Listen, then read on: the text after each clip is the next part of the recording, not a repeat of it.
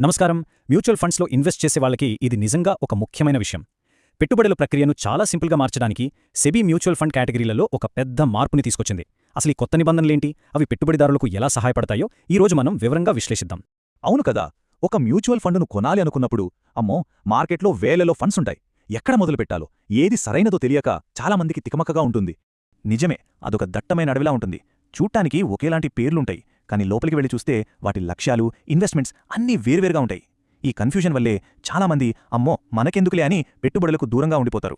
అయితే ఈ మొత్తం గందరగోళానికి ఒక ఫుల్ స్టాప్ పెట్టడానికి securities and exchange board of India అంటే మన సెబీ రంగంలోకి దిగింది.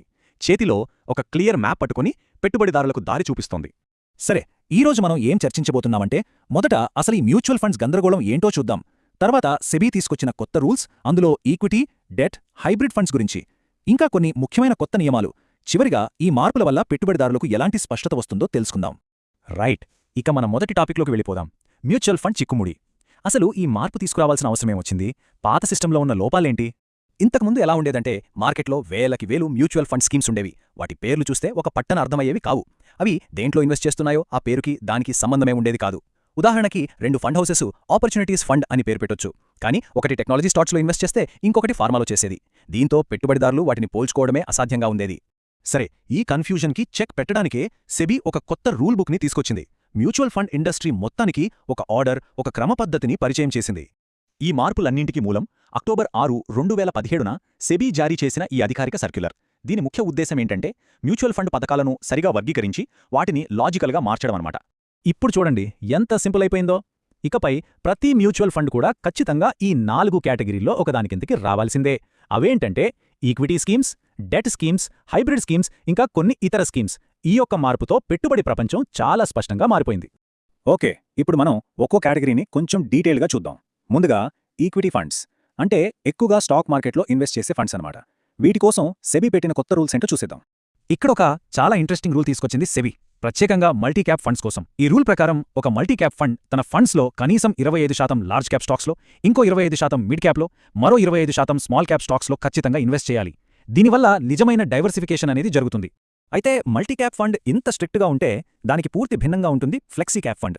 దీని పేర్లోనే ఉంది ఫ్లెక్సిబిలిటీ. ఈ ఫండ్ మేనేజర్ మార్కెట్ ఎలా ఉంటే అలా ఏ క్యాప్ స్టాక్స్లో అయినా ఫ్రీగా ఇన్వెస్ట్ చేయొచ్చు. ఒకటే కండిషన్, కనీసం 65% ఈక్విటీలో ఉండాలి. సో ఇప్పుడు పెట్టుబడిదారులకు 2 స్పష్టమైన ఆప్షన్స్ ఉన్నాయి, ఒకటి స్ట్రిక్ట్ రూల్స్తో, ఇంకోటి పూర్తి ఫ్లెక్సిబిలిటీతో. సరే, ఈక్విటీ ఫండ్ సంగతి చూసాం కదా. ఇప్పుడు మనం డెట్ ఇంకా హైబ్రిడ్ ఫండ్స్ వైపు వెళ్దాం. ఇవి రిస్క్ మరియు రాబడిని బ్యాలెన్స్ చేయడంలో చాలా సహాయపడతాయి. డెట్ ఫండ్స్ విషయానికొస్తే వాటిని అర్థం చేసుకోవడం ఇప్పుడు చాలా సులభం. ఈ టైమ్లైన్ చూడండి. సెబీ వాటి మెచ్యూరిటీ పీరియడ్ ఆధారంగా స్పష్టంగా వర్గీకరించింది.